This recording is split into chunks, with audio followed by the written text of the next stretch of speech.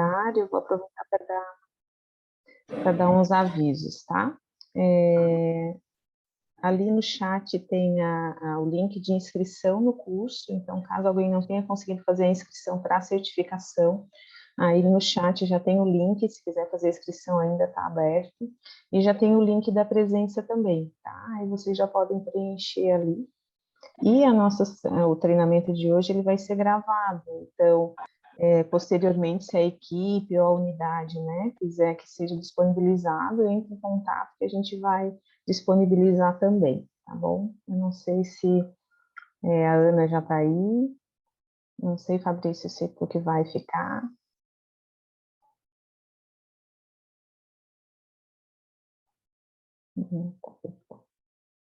Vamos esperar mais uns minutinhos, né? A facilitadora vai ser a Ana Vidor, é só aguardar, acho que é entrar.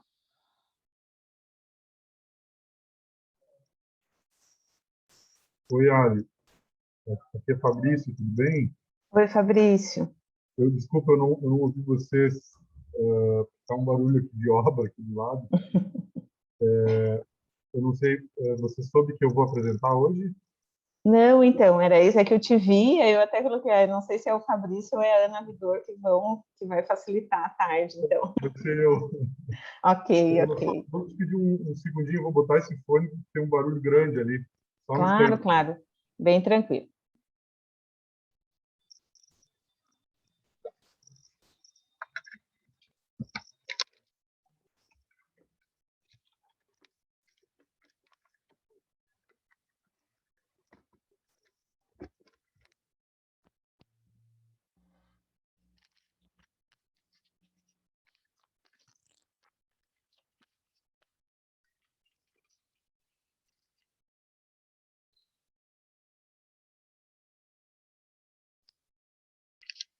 Você está me ouvindo?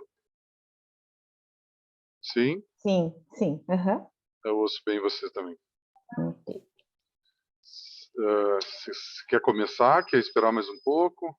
Eu acho que já podemos iniciar, são 4 horas, a gente está com 71 pessoas na sala, eu acho que já tem, né, um número considerável para a gente dar início no horário mesmo, né? Então, fica à vontade, Fabrício, vou passar para ti, se quiser te apresentar.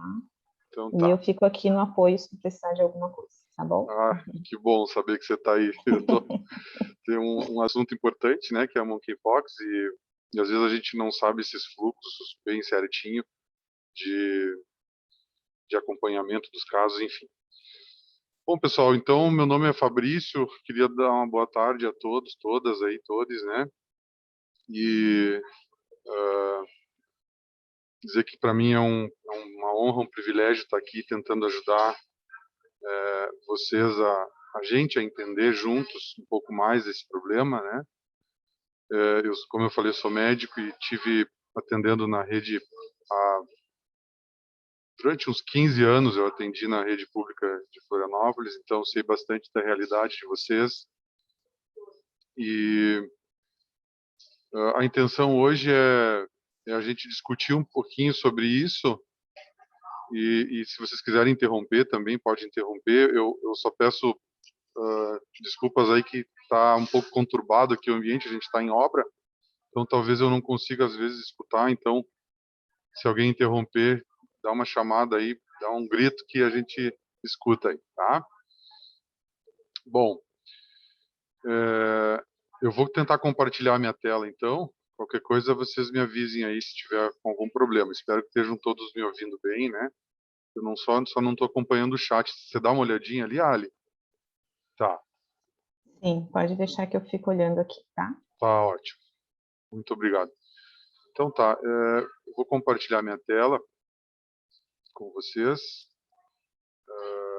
Espero que todos estejam vendo. Eu vou tentar colocar a apresentação aqui. Então, a monkeypox. Estou tentando chamar de monkeypox até para evitar essa associação com os macacos, né? Porque primeiramente identificaram essa relação com eles lá na África, mas depois se viu que não é bem assim. E tem outros mamíferos e roedores até envolvidos, E a gente não quer estigmatizar, né, nenhum animalzinho aí para ele não ser, às vezes, não pagar com a vida com essas questões. Então, eu planejei fazer um slide que resume quase tudo que eu vou falar, tá? Em um slide apenas, tá? Então, a monkeypox, uma zoonose, ou seja, uma doença afetando animais e circulando entre eles e os humanos, causada por esse vírus que se convencionou chamar de monkeypox. Uma transmissão aí de um contato pele a pele, e parece que a relação sexual está influenciando nisso, na questão pele a pele, não por ser uma DST, porque não parece ter sinais de ser DST, ou seja, uma transmissão por sêmen e secreção vaginal. Uma transmissão pelo contato mesmo, pele a pele. E aí, as gotículas respiratórias entre humanos e os fômites. É claro que existe a possibilidade do animal passar para a gente, mas não é o que está acontecendo. O que está acontecendo é isso aqui, principalmente isso aqui, como a gente vai ver. A incubação vai de 5 a 21 dias, até 3 semanas, isso é um dado importante, né? Mais frequentemente de 6 a 13 dias, mas fundamentalmente até 21 dias. Tem um início ali de pródromos, com febre, dor de cabeça, uma lombalgia, mialgia, uma astenia, uma linfadenopatia, ou seja, um quadro muito comum a dezenas, talvez centenas de viroses que a gente tem por aí, de quadros inflamatórios, infecciosos, né? E aí vem a erupção cutânea. Depois do início da febre, ali uns 1 a 3 dias, pode atingir pele, mucosas oral, genital, anal e até a conjuntiva. A tendência é iniciar no rosto e ser centrífuga, né? Pegando mais as extremidades. Nessa sequência aqui, ó, pessoal, mácula 1 a 2 dias, pápula 1 a 2 dias, vesícula 1 a 2 dias, seguida de pústula e crosta, cada uma delas de 7 a 14 dias. O quadro total disso aqui vai dar um mês, até um mês, né? De 2 semanas a 4 semanas, variando entre isso. A letalidade está variando de 1 a 10%, eu encontrei referência de 3 a 6%, com maior risco para crianças, gestantes e imunocomprometidos. Então, essas pessoas a gente tem que abrir o olho, pessoal, tá? Crianças, especialmente abaixo de 8 anos, gestantes e imunocomprometidos. O diagnóstico, a confirmação diagnóstica vai vir pelo PCR das lesões, um suave simples da lesão, especialmente na vesícula e a pústula, não é? Que tem mais material para oferecer, especialmente a vesícula, para a gente confirmar isso. Por que não o sangue? A gente vai ver depois que a viremia ela é muito transitória, então a gente não consegue pegar bem para fazer o diagnóstico. O tratamento é um tratamento de suporte, tá? A gente vai tratar a dor, tratar a febre, tratar o que estiver incomodando mais o paciente, né? E observar as complicações que a gente vai ver logo abaixo. É preciso pensar em isolar as crianças abaixo de 8 anos e os educadores que forem contatos desse paciente. Tá? Por quê? Por causa do maior risco, né? Para que essas crianças sejam protegidas. Complicações. Proctite, a própria redução da ingesta pelo quadro geral e até pela linfadenopatia, causando desidratação, infecções secundárias, como pneumonia e até uma encefalite pelo próprio vírus. Então, o que eu destaco aqui é a gente não se apaixonar pelo diagnóstico, a gente pensar, que eu digo, não se apaixonar no seguinte sentido, de não achar que a monkeypox é uma doença só limitada, autolimitada e que passa sozinha, que realmente na maioria dos casos é assim. A gente vai ter complicações, né, em alguns pacientes, que isso pode significar uma ameaça à vida deles. Então, a gente não se apaixonar pelo diagnóstico no sentido de que o prognóstico é bom. Quando eu suspeitei da doença, o que eu faço? Eu vou lá no CELC, no CID B04, né? Faço a notificação. De preferência, se eu puder checar o telefone, endereço, ou pedir para alguém que mais tempo tiver condição de checar isso para nós, isso vai ser muito importante para o segmento dos casos aqui, né? Aqui no caso dos hospitais privados, enfim, não seria tanto o caso nosso, não é? E aí teria que comunicar, nesse caso aqui, para o e-mail do CIEVS aqui. Notifiquei, chequei telefone e endereço, o que eu faço? Ligo para a VE, para a Vigilância Epidemiológica. De preferência, tirei umas fotos das lesões, né? E a gente pode mandar pelo WhatsApp. Tá? E aí a VE já vai se encarregar da investigação posterior desse caso, de ir atrás de tornar factível a coleta das lesões, de orientar toda o isolamento e os cuidados com os contatos, enfim, que a gente vai ver logo em seguida. Então, pessoal, esse é um resumo do que a gente tem que fazer na monkeypox, tá? A partir de agora, a gente vai tentar ver um pouquinho mais a questão da história, enfim, da doença e tal, né? Então, ele foi descrito pela primeira vez lá em 58, ou seja, é um vírus já conhecido, isolado em macacos, por isso que ficou essa associação, vocês já devem saber tudo isso, a maioria das coisas vocês já devem saber, né? O gênero é o ortopoxvirus, com a família Poxviridae, que é a mesma da varíola. Como a varíola foi erradicada, houve uma redução na vacinação, e aí o monkeypox se tornou o ortopoxvírus mais importante para a saúde mundial. Assim. Teve alguns surtos em alguns países africanos, entre animais e humanos, desde a década de 70. Mas, a partir de 2000, foi começando a sair um pouco do continente africano, sempre associado a viagens internacionais, importação de animais e coisa e tal. E aí, desde maio, março, talvez antes, aí tem registro de surtos, né, de regiões que não são endêmicas dessa doença. Então, por essa evidência aí do aumento importante dos registros de monkeypox, né, a gente tem que considerar os casos que não têm relação direta com as viagens a áreas endêmicas, especialmente porque já está havendo uma transmissão comunitária. Só para citar alguns países aqui, ó, pessoal, né? Reino Unido, não é? Registro em outros países como Portugal, Espanha, Alemanha, França, Países Baixos, Itália, Estados Unidos. Então, essa é a situação epidemiológica que é atípica para esse vírus. Desde 58 ele existia e nunca saiu de lá. E atualmente tem circulado aí no mundo todo com infecções nesses países. Um pouquinho da epidemiologia.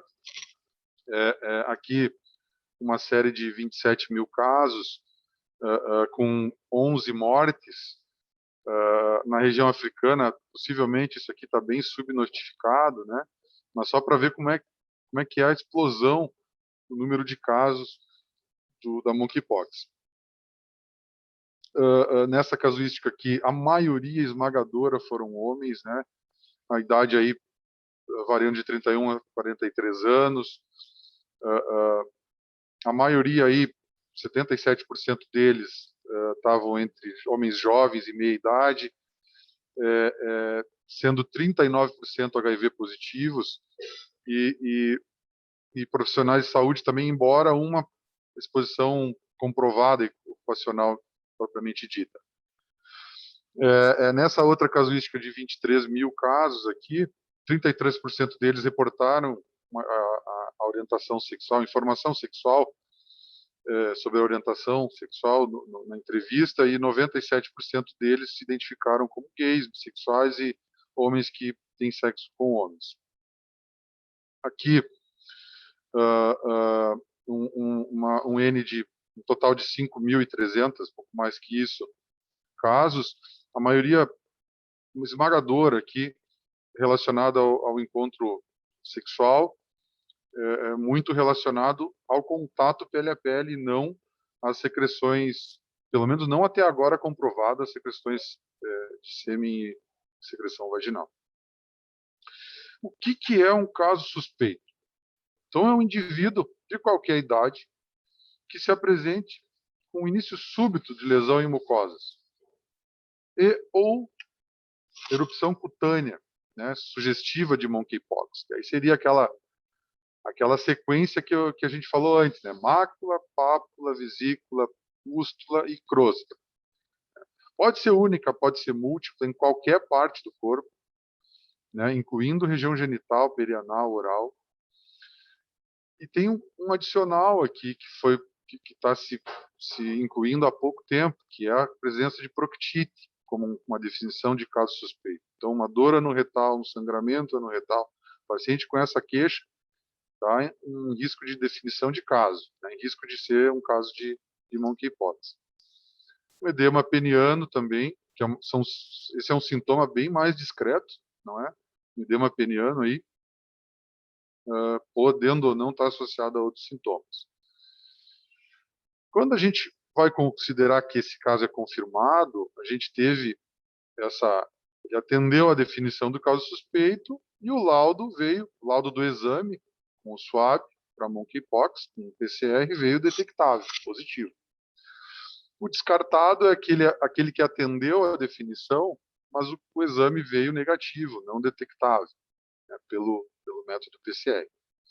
Um caso provável seria um caso suspeito que foi submetido a uma investigação clínica, mas que tinha um quadro compatível, mas não houve possibilidade de confirmação laboratorial, seja porque a amostra era ruim, pegou no final das crostas lá, tinha muito pouca crosta, não conseguiram coletar,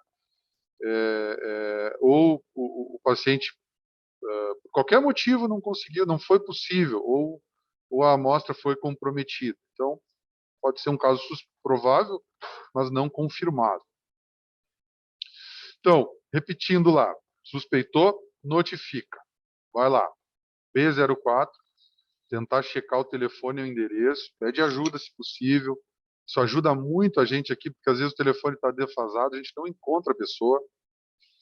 E no caso de vocês, ligar para esses dois telefones aqui, tá? O 3212-3907 ou 9998-52710. Lembrar, se é possível, tirar foto das lesões, pedir para alguém ajudar, tá? Lembrar assim, ó, que não notificar no REDCap, tá? Isso aqui é para outros locais, tá? Diagnóstico diferencial. De novo, usar a frase assim, não se apaixonem pela monkeypox, né? Não ache que não, isso aqui deve ser monkeypox, não deve ser outra coisa, não. Existem outras doenças, né? Existe varicela e a principal diagnóstico diferencial, porque cursa com as mesmas lesões, a diferença principal seria que na varicela os estágios estão todos misturados. Eu vou ter crosta, eu vou ter vesícula, eu vou ter pústula, eu vou ter pápula, eu vou ter todo tipo de misturança, não é? E na monkeypox, não, eu vou ter as lesões no mesmo estágio evolutivo. Tá? E aí, claro, entra o herpes zoster, lembrar dos dermátomos, geralmente vai ficar só na vesícula, a não ser que infecte. O sarampo geralmente não vira vesícula. A zika, dengue e chikungunya, cada uma tem o seu quadro típico, não é? O chikungunya com a artralgia e assim por diante. O herpes simples costuma vir mais com as vesículas, geralmente perioral, nem sempre. Infecções bacterianas como impetigo e outros também podem mimetizar. Isso aqui é importante. Uma lesão em mucosa, eu posso deixar uma sífilis passar. Não é nada bom, né? Então, lembre da sífilis, a grande mimetizadora, não é? Então, tem uma lesão ali, pense na sífilis, né? Antes de uma monkeypox, pense na sífilis, ou melhor, pense junto nas duas e em outras talvez, mas lembre sempre dela porque ela tem tratamento, é penicilina e a gente salva vidas aí, salva às vezes, gestações, né? Se há uma contaminação da gestante, que há óbito fetal, quanta coisa a gente evita com o tratamento adequado de sífilis, tá? E, fora elas, outras, né? A hemorragia aqui, a gonorreia, o linfogranuloma, o granuloma inguinal. Pensem nisso. Molusco contagioso, algumas lesões são realmente muito parecidas. Tem aquela pápula com umbilicação central. Reações alérgicas, né? Às vezes até graves. Tem uma pista interessante que muitas dessas doenças não têm uma linfadenopatia no período prodrômico. Isso pode auxiliar no diagnóstico diferencial. Então, não se apaixone por esse diagnóstico. Tá? Lembre-se que existem outras doenças. Tá? Então, uma vez suspeito, eu vou isolar imediatamente esse indivíduo, né? Rastrear contatos, e a vigilância oportuna dos mesmos, isso é o CIEVS que vai fazer. E o isolamento só será encerrado com o desaparecimento completo das lesões. Tá? Então, essa transmissão, como a gente falou antes, não foi totalmente elucidada. Esses hospedeiros, o homem e o macaco, seriam incidentais. Ainda é desconhecido quem é o principal portador, esquilos, roedores, ainda está em estudo. Né? Então, mas existe a possibilidade, sim, do contato com fluido corporal, saliva ou sangue de um animal ser transmitido. Então, até no isolamento, evitar contato com os animaizinhos de casa. A gente não sabe ainda qual é o risco deles.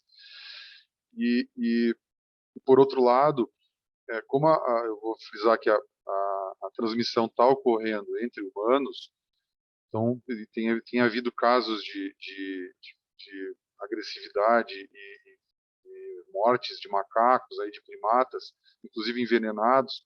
As pessoas não devem fazer isso. Né? A gente tem que deixar isso bem claro. Os nossos macacos não têm nenhuma relação com isso. Né? Pelo menos até agora não, e nem seria esse a solução. Então, é esse contato próximo com a pessoa infectada. Né? Secreções respiratórias, lesões de pele, um contato pele a pele durante a relação sexual, que nem precisa ser completa, só beijos, toques, né? E outros tipos de relação sexual, oral, penetração ou não, enfim, pode haver a transmissão. Lembrando também, frisando aqui, os objetos que foram contaminados recentemente podem fazer uma função de fome. E aquilo eu já falei da transmissão sexual não ser comprovada.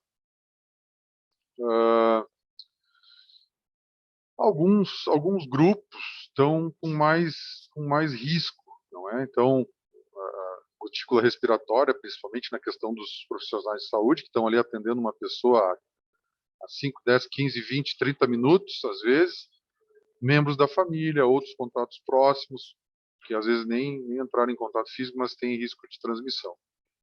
Existe também a chance de transmissão vertical transplacentária durante o parto ou por contato próximo após o nascimento. Tá? Então, mais um motivo para a gente proteger muito as gestantes. Aí. Período de incubação eu já falei, os pródromos do período febril ali já começa os primeiros sintomas: febre, cefaleia, linfadenopatia, dor nas costas, mialgia, astenia, menos frequentemente dor de garganta, tosse. A linfadenopatia pode ser submandibular, cervical, axilar, inguinal, podendo ocorrer só unilateral, né? É realmente peculiar. Então, a duração, como eu tinha falado, já de 2 a 4 semanas. Essa erupção cutânea depois da febre, 1 a 3 dias depois da febre, variam de algumas poucas a vários milhares, e acima de 100 é um fator de risco. Tá? É claro que é difícil contar 100 lesões, mas pode fazer uma estimativa de um risco de maior gravidade. E elas são mais na face, mais na extremidade, né, do que no tronco. Aquela sequência que eu falei antes: mácula, pápula, vesícula, pústula e crosta. que vai escarificar. Às vezes pode escoalecer, vamos mostrar depois nas imagens, com grandes áreas de descamação. Pode dar cicatriz, viu? Tanto hipocromia quanto hipercromia, após a queda das crostas. Após todas as crostas caírem, aqui está faltou um R, a pessoa não é mais contagiosa. Tá? Encontrei bastante também isso, que não se tem conhecimento de infecções assintomáticas podem ocorrer. Esqueci de falar que esse material, tirei bastante coisa do Telesaúde RS, tá? Vocês podem conferir por lá, e também do nosso material da nossa técnica, da nota técnica. Olhem só a frequência, não é, das lesões em face e em extremidades, né? Muito frequente. Mucosa oral também, 70%, até um pouco menos genital e conjuntiva, mas também possível. Olha que interessante. Primeiro o enantema, que seria na língua e na boca, uma vermelhidãozinha maior, começando com máculas na pele, né? Então, face, membros superiores e inferiores, depois mãos e pés, incluindo a face palmar e plantar, com uma distribuição fugindo do centro, né? Alcançando sempre as extremidades. Pouco tempo, cada uma delas 1 a 2 dias, olha. E aí eu vou ter uma lesão mais elevada nesse período, seguida do surgimento da vesícula. Lá pelo 4º, 5º dia, as lesões vesiculares. As pústulas eu vou ter lá pelo 7º dia, redondas, firmes ao toque. Elas são até parecidas com o molusco mesmo, com a umbilicação central. E aí vão formar as crostas depois de 7 dias. Que essas vão escarificar após 1 semana. Agora o que interessa também, né? A gente vê casos daqui. Olha só, né? Aqui parece uma vesícula se formando, aqui dá a impressão também. Aqui parece só a pápula, né? Que talvez esteja já escarificado, mas não está tão próxima a foto. Mas só para ilustrar, tá? A lesão elementar. Aqui, ó, fazendo da vesícula para a pústula. Aqui, aparentemente, já virou crostra, né? Aqui, a transformação em pústula, nessa da esquerda. Essa aqui é uma lesão papular ainda, né? Não tem vesícula, aparentemente, dessa distância aqui da foto. Aqui, querendo fazer uma vesícula, né? De pápula para vesícula. Aqui, provavelmente, de vesícula para pústula. Olha só a pústula aqui, ó. Umbilicação central. Grave essa imagem. Uma imagem bem interessante, né? Para a gente gravar assim, com a umbilicação central. Oi? Tem uma pergunta se as lesões doem, coçam. Tem pessoas que podem sentir, sim. Eu não li nada, não sei se alguém leu, que isso é frequente. Eu vi que é uma coisa infrequente de algumas pessoas, sabe? Eu não vi que é algo que realmente a maioria vá sentir. Mas ainda não encontrei uma informação mais sólida sobre isso, sabe? Mas o que eu encontrei em resumo é que me lembro de ter lido que algumas pessoas podem ter uma sensibilidade maior na lesão, mas não é uma coisa em geral exuberante, né? Não sei se ajudou mais do que atrapalhou, mas enfim, vamos adiante. Quanto Olha só que tempo lesão. Tem mais uma pergunta ali. Quanto tempo para ter a confirmação laboratorial, tá? Poxa, eu não sei quanto tempo o laboratório vai demorar, mas vai depender do número de exames, da velocidade do PCR. Eu não sei quanto tempo esse PCR fica pronto. Se alguém tiver do pessoal do CIEVES para poder ajudar nessa questão, eu acredito que não demore muitos dias, mais que 3, 4 dias para um PCR ficar pronto. Mas é claro que vai depender também do volume de exames que eles tenham para resolver isso, né? Eu acho que a maior dificuldade que a gente pode ter é não pegar a lesão na fase que a gente teria que pegar. Por exemplo, aqui na pústula, que a gente consegue material para comprovar. Se a gente não pegar na hora certa, a gente pode ficar com um diagnóstico só presumido, provável, né? A gente não tem uma confirmação. Porque quando chega aqui nas crostras, ó, eu tenho pouco material, eu vou ter que arrancar essa crostinha aqui delicadamente, né? E o pedacinho eu levar para fazer o PCR. É diferente de eu levar tecido, perdão, líquido, que está cheio de vírus, né? Aqui é um tecido que já está secando, então é mais difícil encontrar o bicho ali em comparação com os outros estágios. Olha só as lesões, essas erupções de pústulas, né, virando crostras já aqui na face, que é semelhante também. Aqui, não sei se não é um caso de imunodepressão, imunossupressão, porque são múltiplas lesões, né? Então, um caso provavelmente grave aqui. Aqui as lesões anais, não é? Então, lembrar das proctites, das lesões anais, que pode ser monkeypox. Não esquecer de sífilis, que sífilis também dá proctite, né? E outros diagnósticos diferenciais de proctite. Olha a lesão aqui, né? A gente tem que sempre lembrar da sífilis, que é uma lesão, uma crostra peniana já em fase final. Aqui uma lesão anal também, múltiplas lesões anais, na verdade. Aqui mais lesões penianas, aqui com pústula, aqui também, pústula. Como falei antes, formas graves mais nas crianças, causando infecção secundária, pneumonia, sepse, encefalite, infecção de córnea e até perda da visão. A gente precisa estar atento. Quase a maioria dos casos não dá complicação. Alguns dá. A gente precisa ficar de olho nesse percentual, né? Para que a gente consiga agir na hora certa, cuidado adequado na hora adequada. Aqui a letalidade, essa referência fala em 3 a 6, como eu falei antes, mas pode ser de 1 a 10 em outras referências, maior em crianças pequenas. Então, é o PCR da pele. Então, como é que é feito esse swab? Geralmente, idealmente na fase aguda, ainda nas vesiculares, que eu vou ter mais carga viral elevada. Eu posso funcionar e usar a punção, colocar no swab, ou eu também posso romper a vesícula ou a pústula e usar o swab para coletar. Se a gente for lidar com pérfulo cortante, cuidado, porque às vezes acidente acontece, então tem que ter muito cuidado. Idealmente a gente deveria, se pudesse coletar sem precisar, seria melhor, né? Mas enfim, não precisa líquido preservante, o vírus ele fica estável na ausência de qualquer meio preservante. Ele fica ali aguardando ser identificado.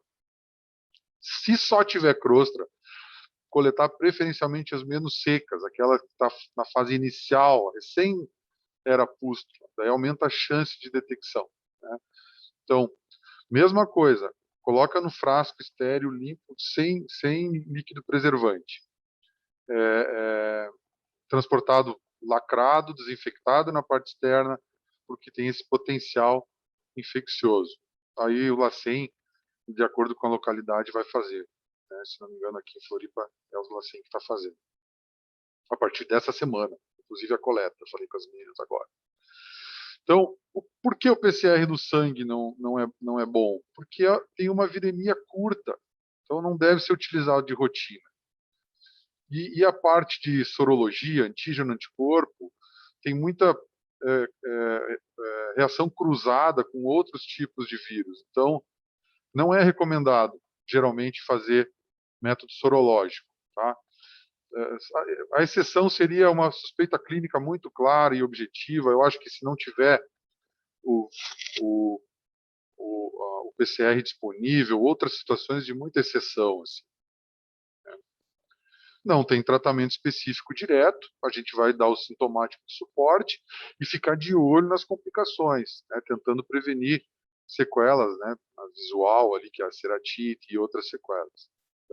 daquelas complicações. Importante manter o estado de hidratação, de nutrição, orientar a se alimentar, mesmo que tiver difícil engolir, usar alimento mais pastoso, para evitar uma desidratação aí e uma complicação extremamente evitável, não é? Mantendo lesão cutânea limpa, seca, para evitar também contaminação secundária.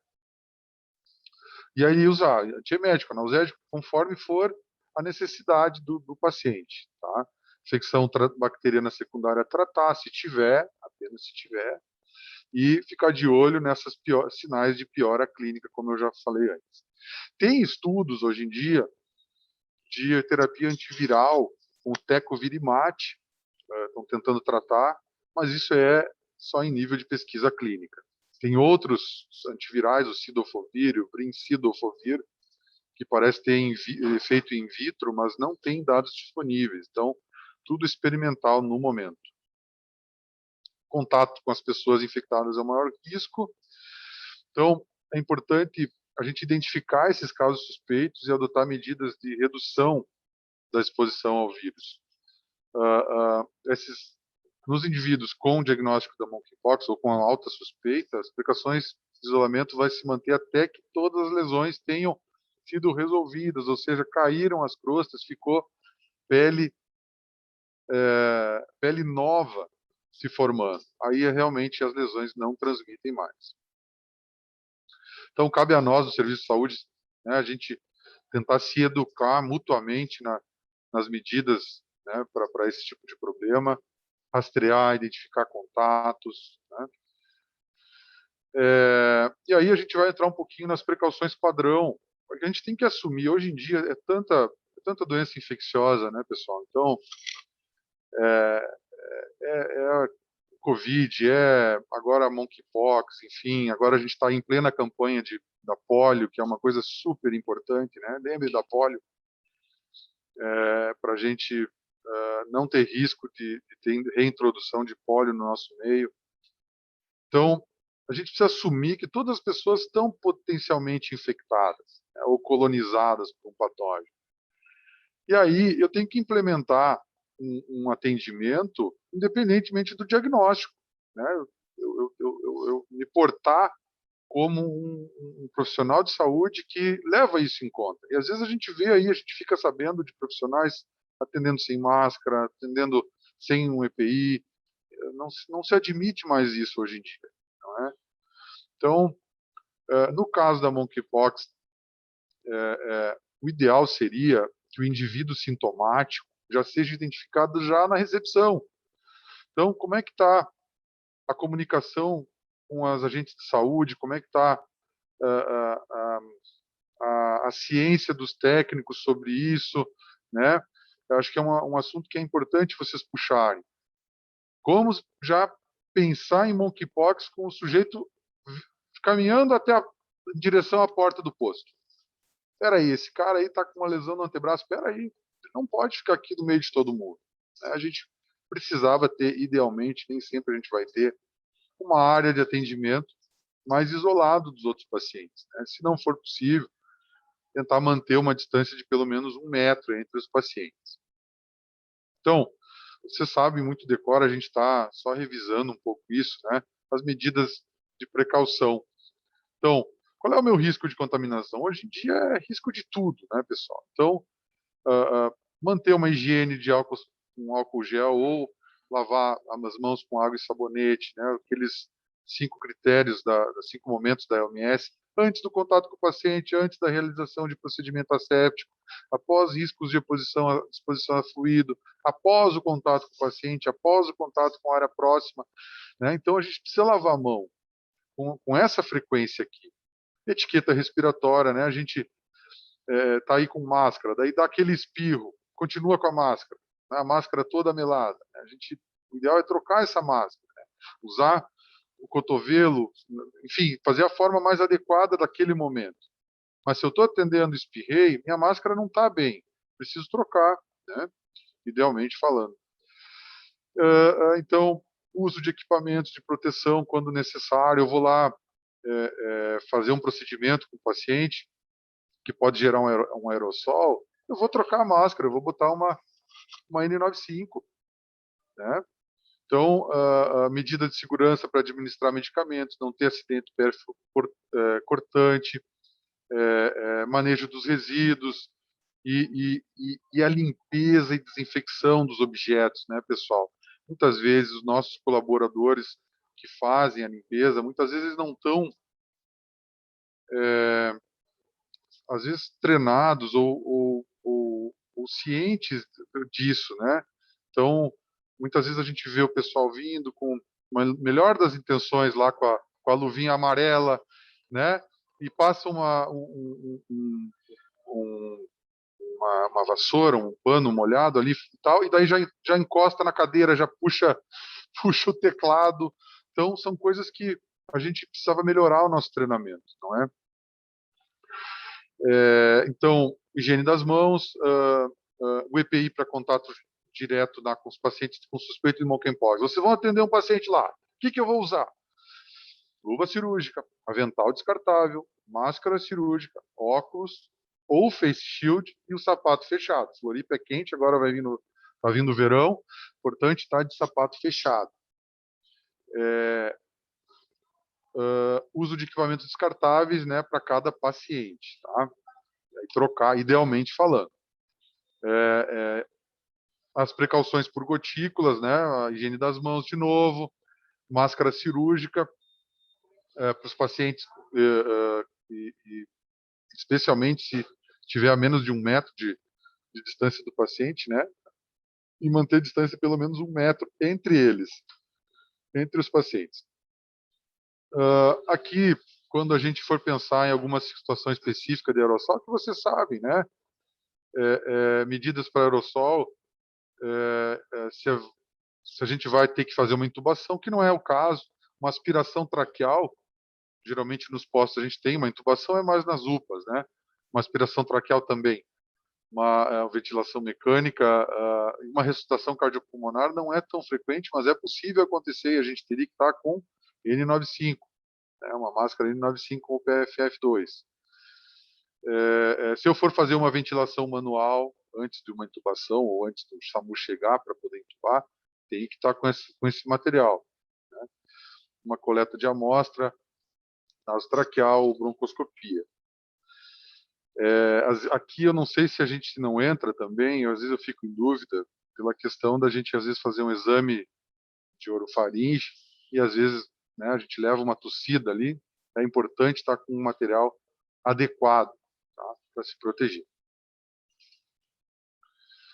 Bom, aqui já falei, as limpezas, eu pedi desculpa aqui que a Ana tinha me dito e eu esqueci de falar que eu acho que tem alguém da Visa na nosso encontro aqui, né? João Ricardo, se não me engano, e ela me pediu para anunciar e eu esqueci. Mas o João Ricardo talvez deva falar sobre isso, se ele estiver presente aí, enfim, pela questão da limpeza das superfícies, né? Não tem nada específico para o monkeypox, mas se usa álcool 70 e hipoclorito de sódio em várias concentrações, não é? Para a gente controlar esses riscos de sangue e fluidos corporais. Como eu falei, não tem uma recomendação específica para ele, mas logo deve surgir, deve estar sendo feito estudo e avaliação sobre isso. Então, é importante a gente lembrar que a vacinação da varíola foi até 75 no nosso país, né? 2 anos após a erradicação. Então, não tem mais vacina disponível hoje em dia, desde aquela época, na verdade. Se tiver no posto pacientes que, melhor dizendo, colegas, né, profissionais que já foram vacinados, se for possível, seria mais adequado eles cuidarem dos pacientes, porque, a princípio, eles devem ter uma imunização, um perfil imunológico melhor, né, por terem história de ter tido a vacinação contra a varíola. Então, hoje em dia, ainda não é indicada a vacina, está em estudo isso, depois eu vou falar um pouquinho mais também, e não tem nenhuma vacina registrada no Brasil, apesar de terem umas 3 hoje em dia, talvez mais. É,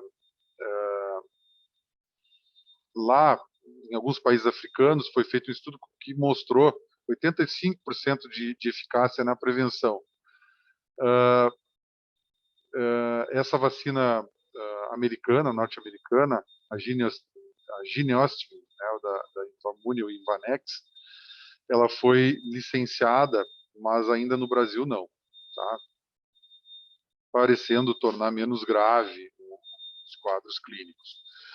As três opções são essas, essa que eu falei antes, a Gímeos, e as outras duas da Sanofi e desse outro laboratório, Kitsuken. Mas tem ainda evidências mais limitadas por terem uma população que tem um perfil mais seguro. Então a gente tem que aguardar um pouco mais aí para ter mais notícias sobre isso. Tem vários estudos em andamento. Como eu falei antes, e principalmente se pensa no pessoal do laboratório, equipes de resposta rápida, né, bombeiros, policiais, etc., e profissionais de saúde, que lidam diretamente com o problema. Lá em casa, cuidados domiciliares.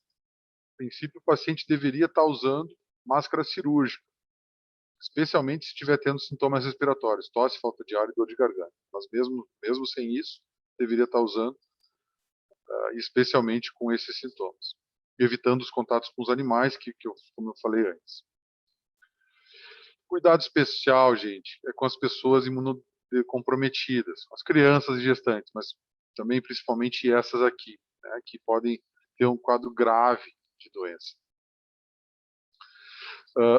Em relação às lesões cutâneas, a gente vai tentar orientar, cobrir o máximo possível, mangas longas, calças compridas, para minimizar o contato com outras pessoas.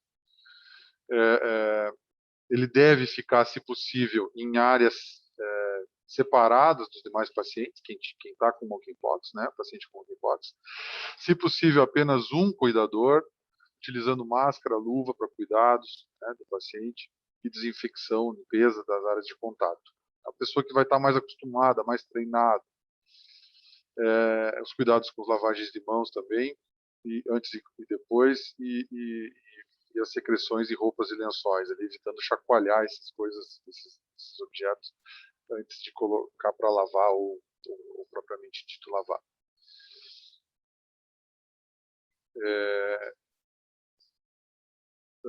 Então, como eu falei antes, evitar sacudir, para não dispensar partícula infecciosa. Então, essas roupas de cama, toalhas, tudo pode ser lavado na máquina, uma máquina padrão, com água morna e sabão. Pode ser adicionar alvejante sem necessidade absoluta. Prato e talher não deve ser compartilhado, mas não é necessário que a pessoa fique usando utensílios separados, né? Se for bem lavado, pode usar tranquilamente. Tá? Pode lavar a mão com água morna e sabão, quem tiver máquina de lavar também pode lavar normalmente. E aí o descarte com curativos, bandagens, conforme for a orientação local. E o isolamento vai ficar até terminar a queda das crostas e vindo pele nova. Isso demora 2 a 4 semanas. Para sair de casa, só se tiver necessidade de avaliação presencial em serviço de saúde. Não pode ir lá passear no posto. Né? Não pode ir lá como acompanhante. Claro, existem exceções, né? Às vezes tem uma mãe sozinha em casa, um pai sozinho em casa, não tem quem levar um filho, às vezes buscar, enfim. São coisas que variam caso a caso, mas em geral não. No rastreamento de contatos que vai ser feito, né? Então, a pessoa é exposta em diferentes contextos a um caso, desde o início do sintoma, lá quando começou a surgir febre e aqueles sintomas gerais, até a queda das crostas.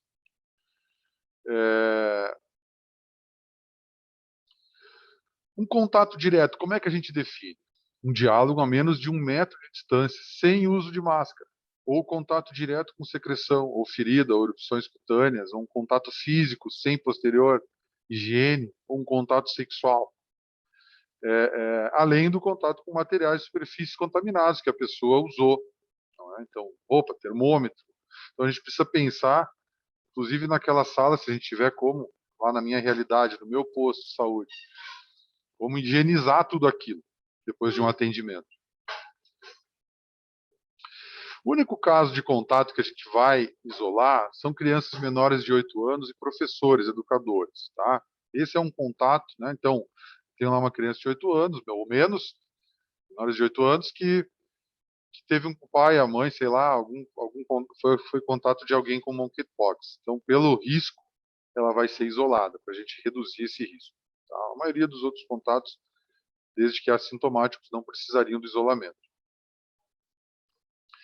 Se eu for um profissional de saúde, durante a minha assistência, não usei o EPI, não usei a máscara cirúrgica correta, ou usei incorretamente durante o atendimento de um paciente, não precisa nem estar confirmado, pode ser só um suspeito. Ou eu não usei o N95 durante um gerador de aerossol, tá? Frente a um caso suspeito. Não usei nem luva, nem avental, nem nada. Não lavei as mãos, sei lá, aconteceu uma coisa lá, me perdi, não consegui fazer, então eu virei um contato, eu como profissional de saúde, tá? Ou não conseguimos fazer a higiene das superfícies e ela ficou contaminada, eu acabei tocando na ferida do paciente sem querer, então eu posso virar um contato de um caso. Tá? Então, eu não preciso ser excluído do trabalho se eu não apresentar sintomas nesse período, mas vou ser monitorado, né? Idealmente, medir a temperatura pelo menos 2 vezes ao dia durante os 21 dias, lembra? Tempo de incubação máximo, 21 dias. Vou checar isso. E é importante chegar o coordenador do posto ajudar a checar isso, né? Tá 8 da manhã lá, 7 da manhã, tá abrindo o posto. Tá com sintoma, fulano, né? Ah, eu tô com dor de cabeça, tô com febre. Tá com sintoma possível monkeypox como contato. Então, então a gente vai, como eu falei antes, monitorar esses contatos, tanto com o paciente como o profissional de saúde, por 21 dias desde o último contato. Lembrar, né? Sinais e sintomas: dor de cabeça, febre, calafrio, dor de garganta, mal-estar, fadiga e a linfadenopatia e as lesões clássicas, né? Iniciando como mácula, pápula, vesícula, pústula e crosta. Alguns pacientes estão tendo dificuldade de medir a temperatura porque referem não ter termômetro, não tá sem condições, né, de comprar um termômetro pela situação socioeconômica. Aqui, como eu falei antes de se apresentar para o trabalho, todos os dias ele deve ser entrevistado, ou deve, tô bem, tô sem nenhum sintoma, ou já relatar, né, tô com dor de cabeça, febre, enfim, a gente já está ali com um caso suspeito, tem que ser afastado. Então, como eu falei antes, esse contato que a gente está observando, desenvolveu sinais e sintomas, né? A gente tem que observar direto se ele especialmente teve uma lesão cutânea que não foi típica, a gente pode isolar ele pelos próximos 7 dias, porque os 7 dias está escondido aqui atrás. A gente tem 7 dias para observar essa pessoa, para ver se ela desenvolve o quadro de monkeypox. Estou lá na frente de um caso que é suspeito, mas uma lesão que não parece ser típica, eu posso observar ele por 7 dias. Se eu não tiver nenhuma erupção típica, eu posso voltar para o monitoramento pelo restante dos 21 dias. Tá?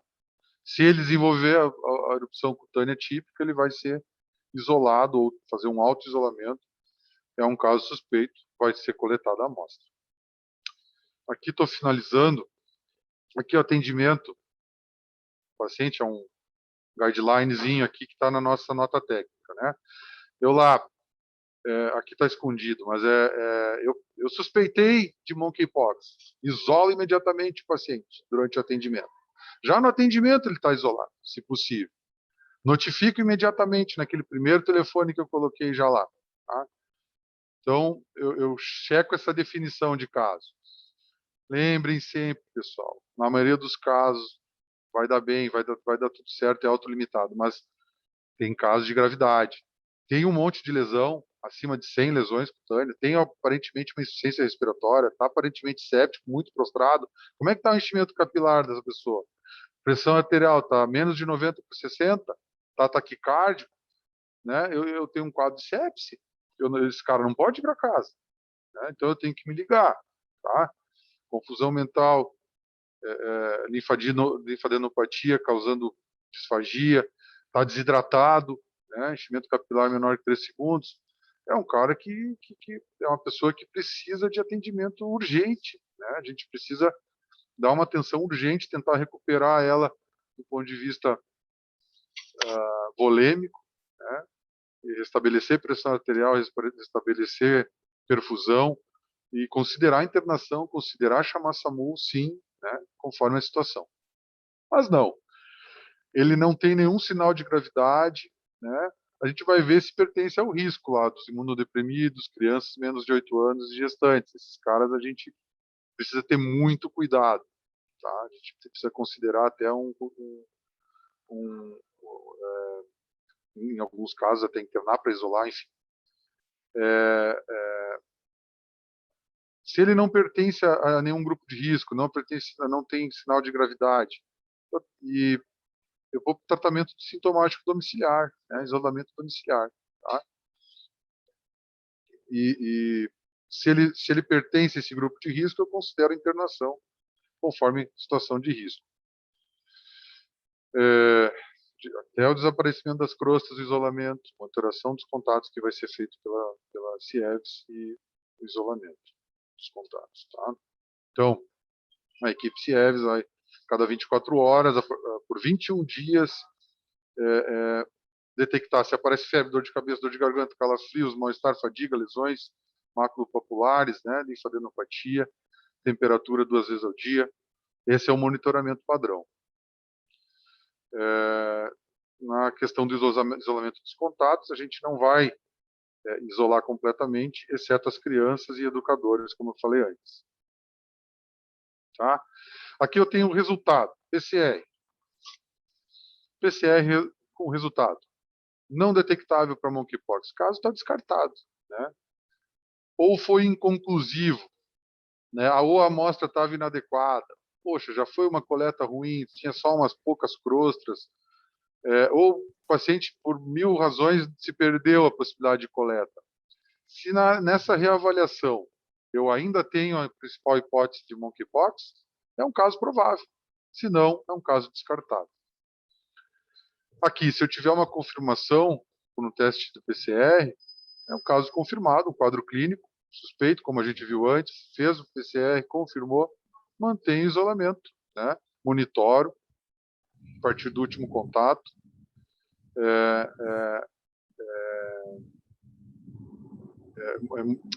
Monitoro os contatos a cada 24 horas por 21 dias a partir do último contato, né? Com o caso confirmado, como eu já tinha falado antes, tá? Por todos esses sintomas aqui.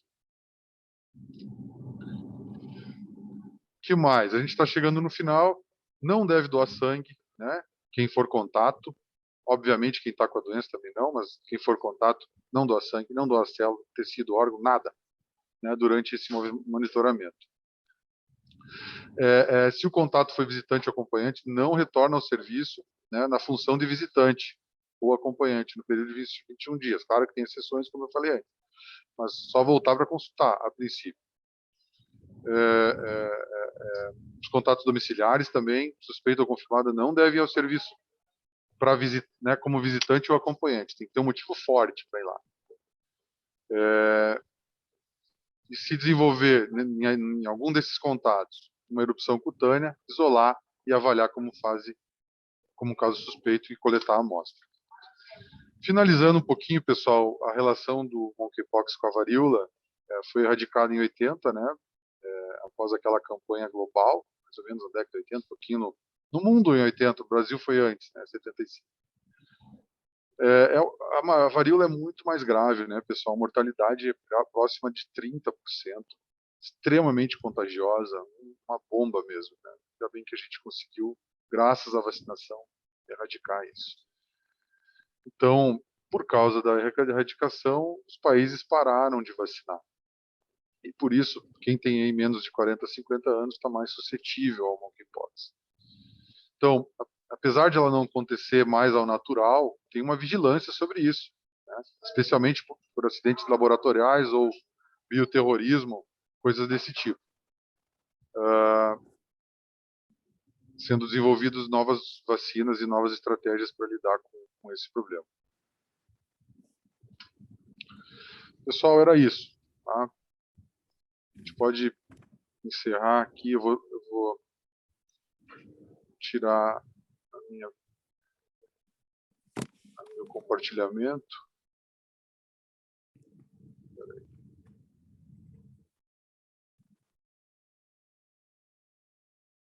Não.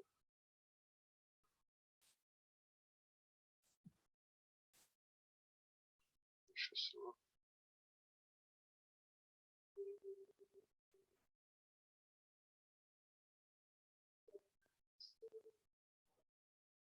Só um instante, pessoal, que eu estou só tirando aqui. Eu perdi o.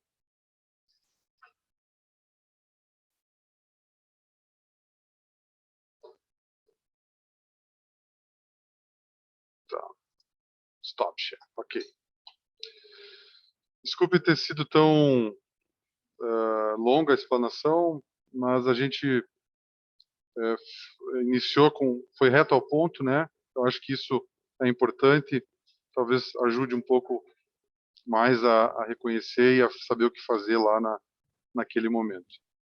Quiserem conversar, né? Enfim. Tiveram várias perguntas ali no chat. Eu vi que o pessoal da AVE, algumas já foram respondidas ali mesmo, né? E a gestão da clínica também acabou respondendo algumas. Mas o pessoal perguntou se tu vai disponibilizar esse material, essa apresentação, né? Para que Eu a posso gente disponibilizar. possa repassar também, né? Para Claro, as unidades e para as equipes. Como é que eu posso fazer isso? Eu posso botar no e-mail? Isso, eu acho que encaminha para o e-mail pode ser para o e-mail da GAP, e a gente Tá. encaminha para as gerências encaminharem para as unidades. Como eu É falei uma, antes, está baseado, a apresentação foi embasada no Telesaúde RS, no material do Telesaúde RS, e no material da nossa nota técnica aqui, e o material que a Ana Vidor fez aqui de apresentação. mas teve uma pergunta ali, quando tem um paciente mais grave que precisa ser encaminhado para a rede hospitalar, se tem um hospital de referência, eu realmente não, ou se encaminha para qualquer hospital. Eu desconheço que tem alguém de referência. Tem o Nereu, que é um hospital, né, de infectologia, mas eu desconheço que seja só lá a referência. Eu acho que pode ser, a princípio, qualquer um deles como referências, né, para internação. A Ana está confirmando aqui, qualquer lugar que tiver vaga. Okay. Não sei se teve mais, eles estão colocando, só que o Nereu ele não é porta aberta realmente, né, para emergência, né, ele é só para quando ele já tem uma indicação de internação, senão acho que é qualquer emergência mesmo. Sim. Não sei se tem mais alguma pergunta, pessoal, que de repente no chat não foi respondido, ali eu vi que foram várias, mas se ficou alguma para trás e alguém quiser colocar.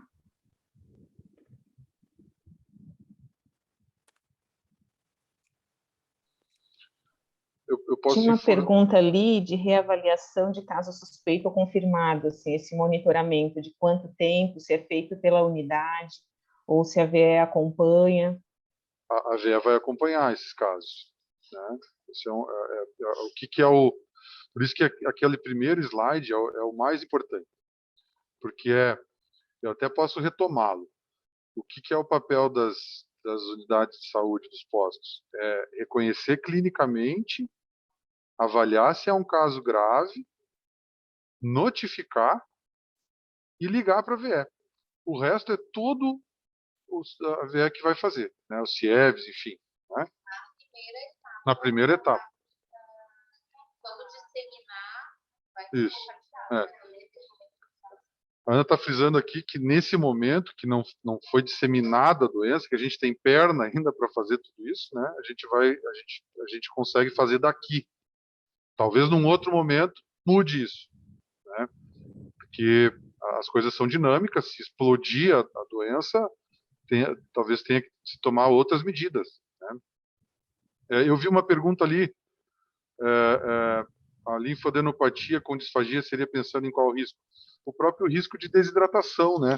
A pessoa com dificuldade para deglutir, ela pode ir gradativamente ingerindo menos líquidos e ficar desidratada e com isso ter complicações da desidratação, né? Que às vezes pode ser até mais grave que a doença, né? Então esse seria o risco.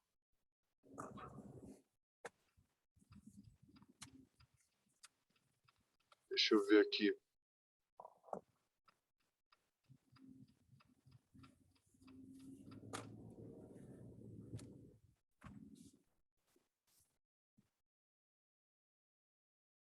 O pessoal ali colocou da nota técnica, tem um link ali em cima que ele disponibilizou a gestão da clínica, a nota técnica, a gente vai colocar de novo ali, tá?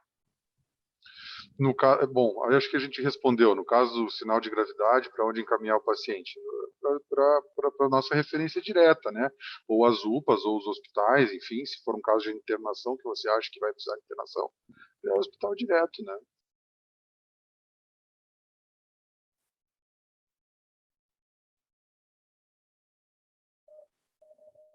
Que mais?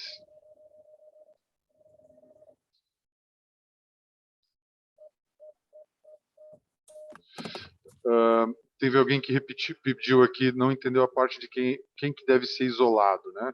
Então, o contato isolado hoje são crianças menores de 8 anos e os educadores, né?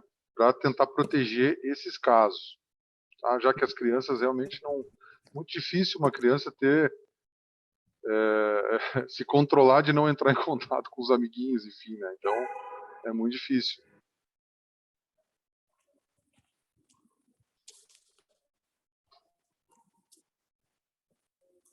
O que mais?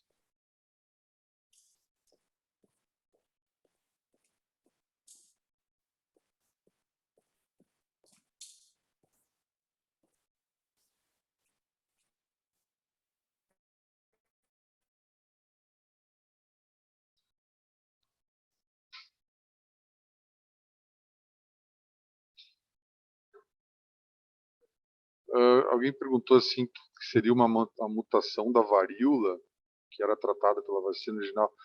Eu não li nada sobre ser uma mutação da varíola. É um outro vírus, né? É um outro vírus da mesma família, né? Então, é, isso. A Ana está lembrando aqui que a varíola é um contato só entre humanos e o monkeypox seria uma zoonose, né? Tá? Apesar de serem parentes, eles são diferentes.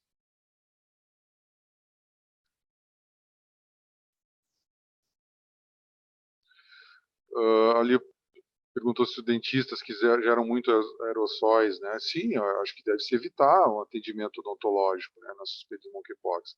Claro, a não ser que o paciente está com muita dor, né? Uma situação muito... Tem EPI, tem tudo, né? Se a situação pode ser adiada, ok, mas se a situação não pode ser adiada, a gente usa o EPI e, e deve estar protegido, né?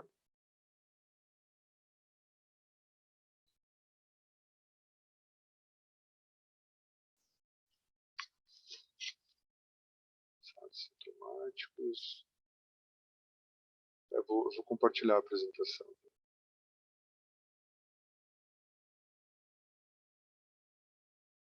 Só, exato, pode acontecer. Aqui teve alguém que colocou aqui, a Nicole, a gente já teve pacientes aqui com uma lesão única, né? Então, a epidemiologia era sugestiva, é um caso suspeito.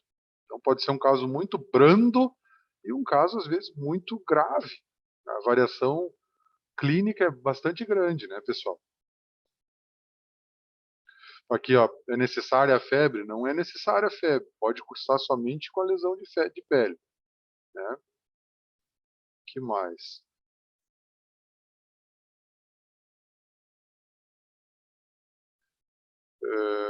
O diagnóstico diferencial ali às vezes não é fácil sem um exame, né? Mas às vezes o quadro vem bem típico, sabe? Um quadro muito, muito típico. Tem uma epidemiologia positiva, bem forte, tem um conjunto de sinais e sintomas muito forte. Ali a gente já pode quase bater um martelo. É claro que a gente precisa do exame, né? Idealmente, mas é muito pouco provável que não seja. É, aqui falou de colírio corticoide. Realmente é difícil a questão da gente abordar lesão ocular. Se a gente estiver tendo uma complicação dessa, mais adequado seria uma avaliação oftalmológica na emergência, não é? E a gente tem aqui as referências do Celso, o Hospital Celso Ramos e o Hospital Regional, que tem a emergência de oftalmo, né, para ver essa adequação de usar o não colírio anticorticoide, né, que é uma coisa de mais risco para a gente julgar lá no nosso meio da APS ou das UPAs aqui. No caso confirmado, não vejo, não li que precise avaliação para oftalmo aqui. A Adriana perguntou. Eu acho que se tivesse tendo sintomas oftalmológicos, sim, né? Acho que tem que estar atento a isso. Então, se estiver tendo sintomas, acho que aí configura sim indicação de avaliação.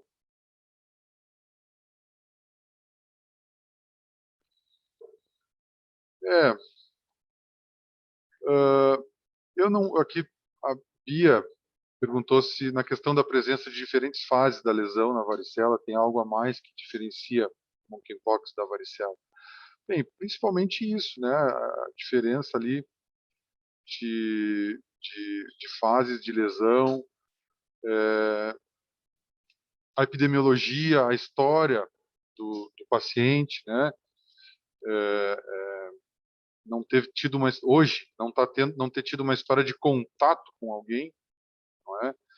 Que é uma coisa que tá muito forte nesse momento, o contato físico e até da questão sexual, né? Então, seria bem mais isso.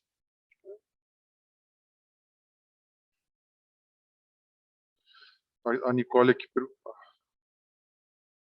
Ah, não, ela está afirmando, tá? A crosta é analisada também quando tem só a crosta para ser analisada, sim. O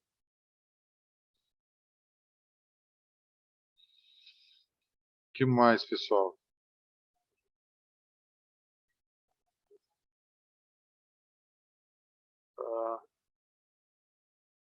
Ah, o tempo, não li que tenha limitação de tempo aqui. A lesão, tendo lesão, pode coletar, especialmente vesícula, especialmente apusto. A crosta é mais ruinzinha, não é de coletar, mas está valendo. Se a gente tiver, está valendo. Tá? Tem 6 novas mensagens aqui, vou dar uma olhada lá embaixo também. Sobre isso aqui.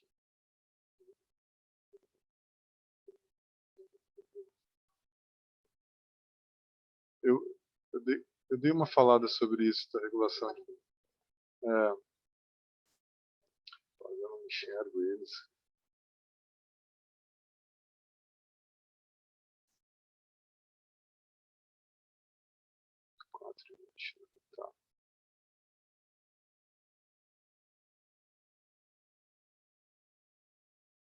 Tá. Essa questão do atestado, né? Na prática é difícil a gente dar um atestado grande para uma lesão, às vezes, discreta. Realmente é complicado mesmo. A Lídia colocou aqui. Às vezes a gente tem uma pressão muito grande, tanto de empregador, até às vezes do paciente mesmo. Mas assim, a gente não precisa dar de 30 dias. A princípio, a gente pode atestar poucos dias, uma semana, não é? E até conseguir testar, né? E aí ter o resultado. né, disso aí, a gente poder afastar mais ou não, não é? Então, são coisas que a gente vai tendo que construir conforme a realidade. Realmente, não é fácil. Tem razão.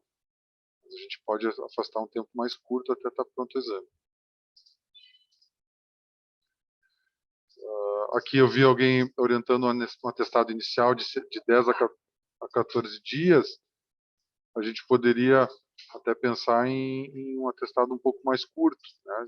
Tipo, uns 7 dias aí para a gente ter o resultado, e a gente poderia não ter um afastamento tão longo para confirmar esse caso realmente, né? Fica uma ideia aí para a gente pensar e discutir isso. Deixa eu só ver lá embaixo. Pode ser apenas lesões de boca? Sim, sim, com certeza. A Lisiane aqui, né? O pessoal da clínica já respondeu, obrigado aí, pessoal da clínica. Da regulação do paciente, né? A Adriana perguntou. Pessoal, regular um paciente para a gente encaminhar é a regulação normal de todos os casos que a gente tem, né? A gente tem lá um caso grave lá no nossa unidade de saúde, seja posto, seja UPA, eu tenho que encaminhar esse paciente, eu vou ter que entrar em contato, assim, né? Avaliar bem esse paciente, saber responder as dúvidas do colega do outro lado, tá dominando esse caso, né? Para a gente construir junto qual vai ser o melhor destino para aquele paciente, né? Então, isso o SAMU pode ajudar, o colega lá que está de plantão no hospital pode ajudar, todo mundo pode construir, né? Ajudar a gente a pensar e a ver aonde seria o melhor local para esse paciente ter o melhor tratamento, ter acesso ao melhor tratamento, né? Estou procurando mais perguntas aqui que ficaram para trás.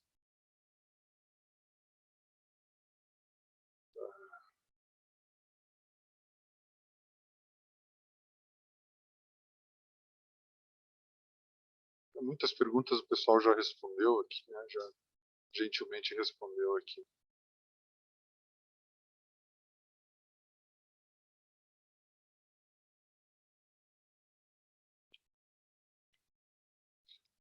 A Ana tinha me falado do João, né? Não sei se ele está presente.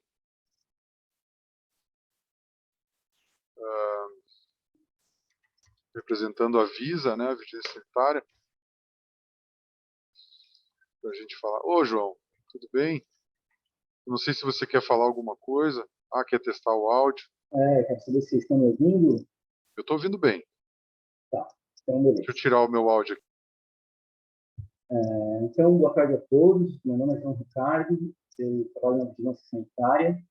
E aí vou falar um pouco aqui da parte de EPIs, de limpeza e desinfecção. O Fabrício já falou um pouco até, né? Vou ver se consigo compartilhar aqui a tela.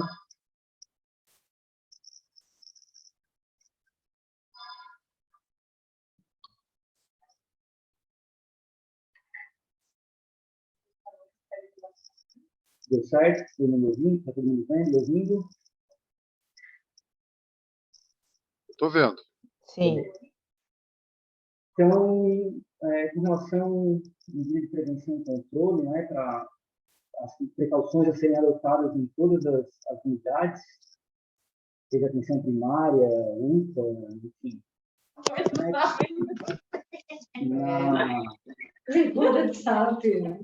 Na admissão do paciente, então, suspeito ou confirmado, o ideal seria... Pede para o cara responder, ela que não responde.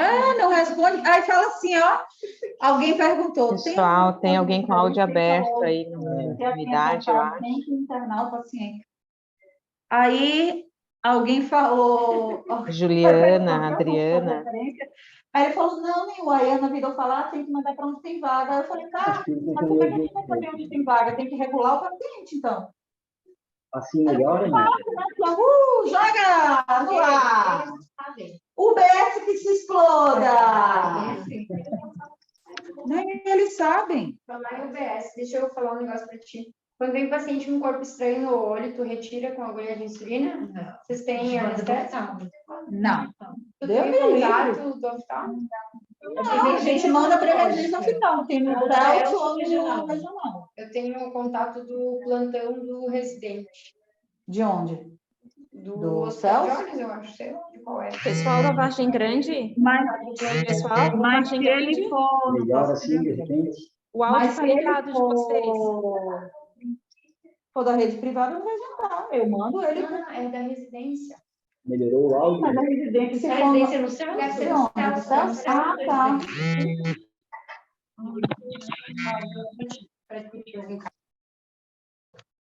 Estou vendo a aula do macaco. Mas é só Posso seguir, será, então? Bom, então, como eu estava falando das medidas aqui para a admissão do paciente, seria orientar ele a utilizar uma máscara cirúrgica, né, considerando a precaução respiratória para gotículas, né, inicialmente, e tentar já encaminhar esse paciente para uma área separada dos demais. Se tiver uma sala fechada, bem ventilada, com janelas abertas, se não, pelo menos uma área mais afastada, e entre os pacientes suspeitos, manter uma distância de 1 metro ou mais entre eles, enquanto aguarda a consulta. Né? Mas isso tudo precisaria ter um bom envolvimento na recepção, na admissão do paciente, né? Para já conseguir identificar que ele seja suspeito. Mas, de qualquer forma, o uso da máscara cirúrgica já é padrão, né? Para todo mundo que entra na unidade. E, como o Fabrício tinha falado também ali, ele abordou mais no sentido de cuidados domiciliares, mas aparecendo um paciente já com lesão na unidade, orientar para que ele cubra as lesões com manga longa, com lençol, uma toalha, alguma coisa nesse sentido. Está.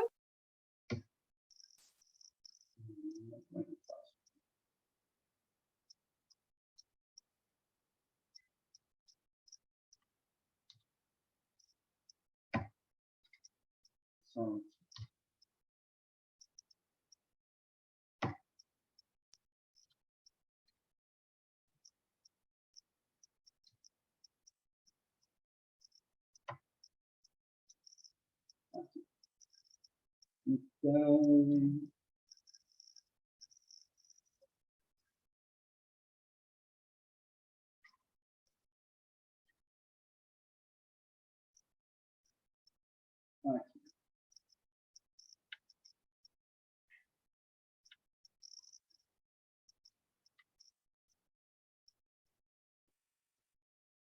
aí, com relação ao uso dos EPIs dos profissionais de saúde, seriam principalmente 2 momentos que diferenciariam os EPIs. Né? No momento de assistência geral,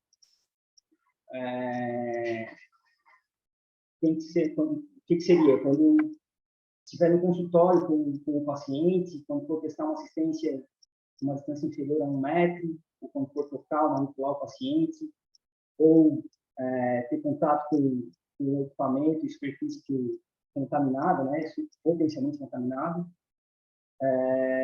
Então, seriam utilizadas precauções padrão, precaução para contato e precaução para gotícula, que envolve o seguinte: bom, isolamento do paciente, como precaução de contato, né, higiene das mãos aqui como precaução padrão, uso de óculos ou protetor facial também precaução padrão, avental descartável, para o contato, máscara cirúrgica, para precaução de gotícula e luva de procedimento do contato. Né? Acaba se misturando tudo, mas, de maneira geral, seria higiene das mãos antes do atendimento, após o atendimento, né? Na hora de tocar os EPIs, o óculos de proteção, o avental descartável, a máscara cirúrgica e luva de procedimento. Então, isso, voltando aqui nesse primeiro momento, uma assistência geral. E, quando for realizar o procedimento gerador de aerossol, né, que o Fabrício já falou ali, substituir a máscara cirúrgica por uma N95, né? E, como foi perguntado ali na parte de atendimento odontológico, se imprescindível, né, também deveria ser com 95. Tá? Então, mesmas coisas, isolamento do paciente, sala consultório fechado, bem ventilado, né? Acho que esse ar-condicionado que garante a exaustão adequada aqui não é a realidade das unidades, então manter janelas bem abertas, higiene das mãos, óculos de proteção ou protetor facial, face shield, avental descartável, e aí na precaução com aerossol, a máscara em 95 ou equivalente e luva de procedimentos.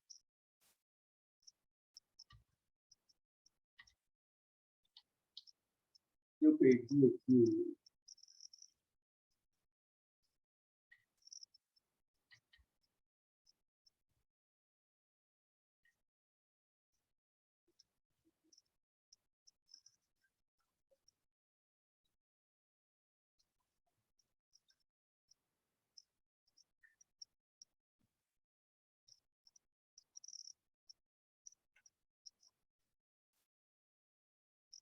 Posso seguir?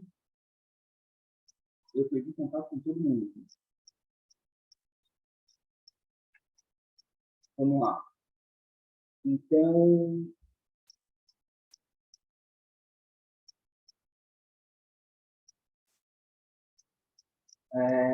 mesmo dentro do consultório,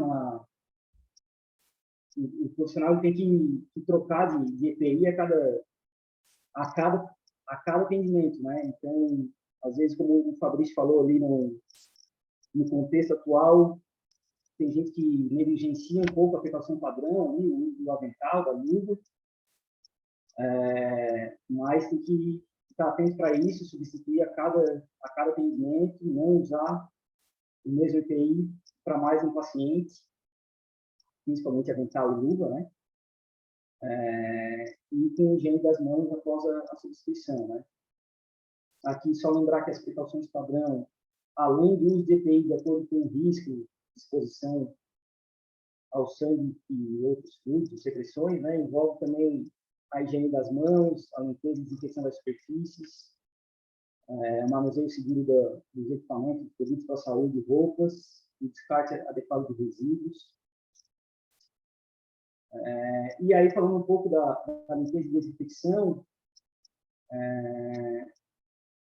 todos os equipamentos, eles deveriam ser, se possível, de uso exclusivo do paciente. Isso aqui entra mais com uma realidade de internação hospitalar, né?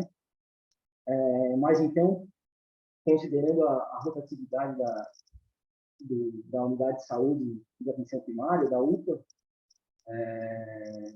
deveria, após cada atendimento, todos os produtos utilizados serem limpos e desinfetados ou esterilizados, né, de acordo com a finalidade. Então, a Anvisa recomenda que mesmo os produtos não críticos, que teoricamente deveriam ser submetidos apenas à limpeza, no mínimo à limpeza, nesse caso aqui, devem ser também submetidos, no mínimo, à desinfecção. Não existe ainda um saneamento específico para esse tipo de vírus. Então, a orientação da Anvisa é que mantenha a rotina tradicional, o uso dos saneantes de rotina, desde que seja regularizado pela Anvisa, né?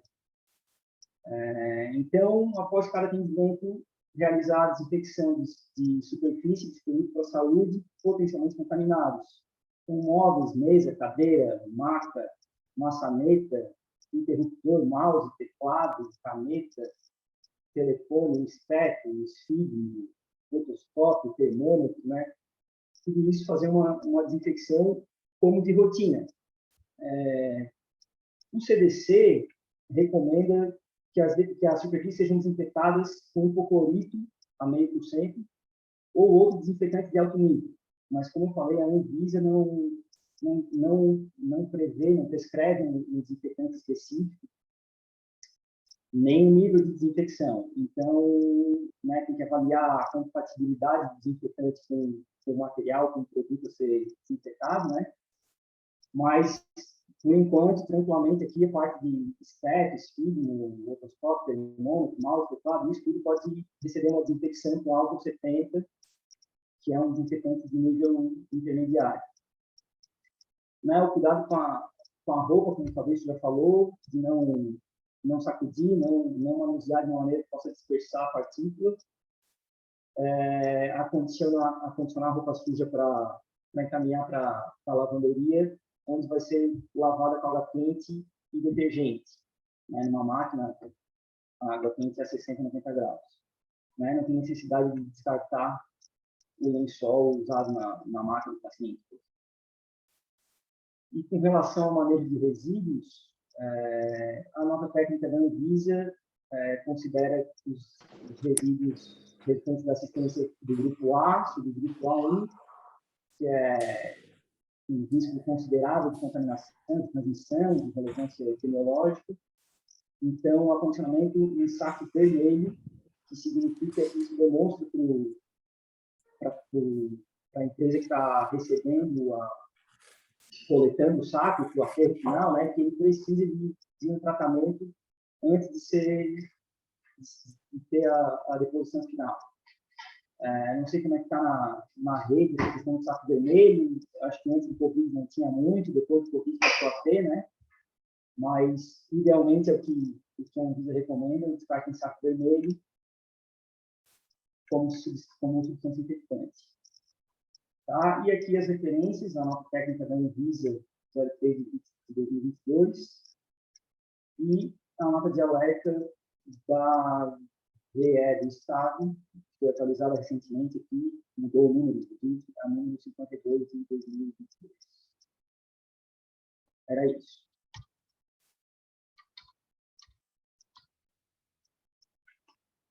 Se tiver alguma pergunta.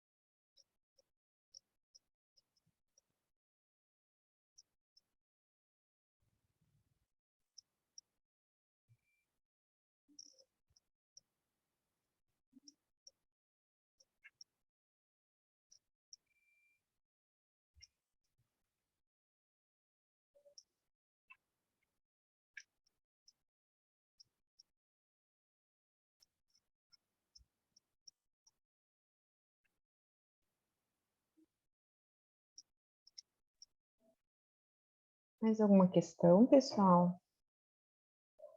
Não sei se o Fabrício ainda está aí também. Obrigada, João. Oi, olha, estou aqui sim. Eu não sei se o pessoal queria ver de novo aquele primeiro slide para tirar todas as dúvidas que, se quiser, eu posso colocar de novo, não tem problema, tá? Que é esse fluxo do que fazer hoje, né, na sua unidade de saúde. Mas eu também posso disponibilizar a apresentação e aí vai estar lá, né? É isso, aí a gente encaminha, né, para as gerências encaminharem para as unidades a apresentação e a gente teve um problema que a sala cabia 100 pessoas, a gente achou que fosse um pouquinho mais e algumas pessoas não conseguiram entrar. Então, provavelmente, a gente vai fazer um outro espaço online ainda, né, também de discussão, além de encaminhar o material, e esse momento também está gravado, né, então ele também vai poder ser disponibilizado para as equipes. Que bom.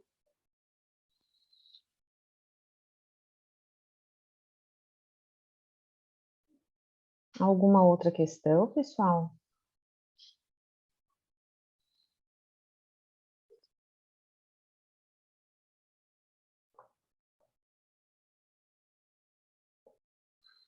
Sim, a gente vai disponibilizar a apresentação. Vamos ver como é que funciona, né? Porque foi gravado, como que a gente pode disponibilizar, mas a ideia é disponibilizar também para as equipes e para as unidades a gravação de hoje, tá? E ainda, provavelmente, mais um espaço, né? Um momento de discussão online.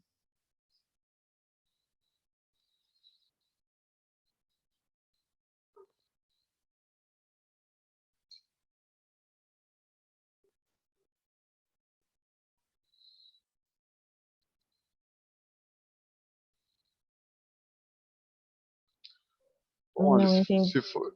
Oi? Pode falar.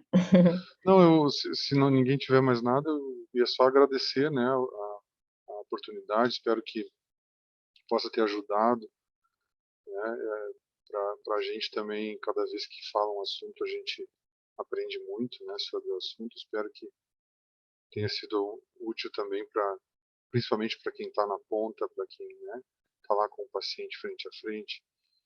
E vai toda a minha admiração, né, para quem está atendendo as pessoas e levando a saúde aí adiante. Agradecer muito ao pessoal, ao João, que também apresentou, ao pessoal do CIEV, os colegas aqui do lado, as meninas aqui, e ao departamento da clínica também que ajudou, a Ana também ajudou, né, você, Ali, todo mundo que participou aí, né, muito obrigado. A gente fica à disposição. Também queria agradecer, Fabrício, pela disponibilidade, né, desse momento, né, e a toda a organização também de vocês aí para disponibilizar esse momento para a gente. A equipe também que estava no apoio da VE aí, e também da gestão da clínica, né, para proporcionar esse espaço tão importante mesmo, porque é um espaço que algumas coisas ainda estão em construção, né, não tem tudo, né, ainda é muito novo, né, então é nesses momentos de discussão em que a gente também já vai acendendo outras luzes, né, de como fazer, o que está faltando, o que não está faltando, para a gente tornar isso, né, um fluxo mais limpo, né, para todos nós e atender melhor o nosso usuário, né, que é isso que a gente está buscando também, né. Mas é isso. Obrigada a todos, então, e até a próxima. A gente vai encaminhar, então, as orientações e a apresentação também, tá bom? Obrigada.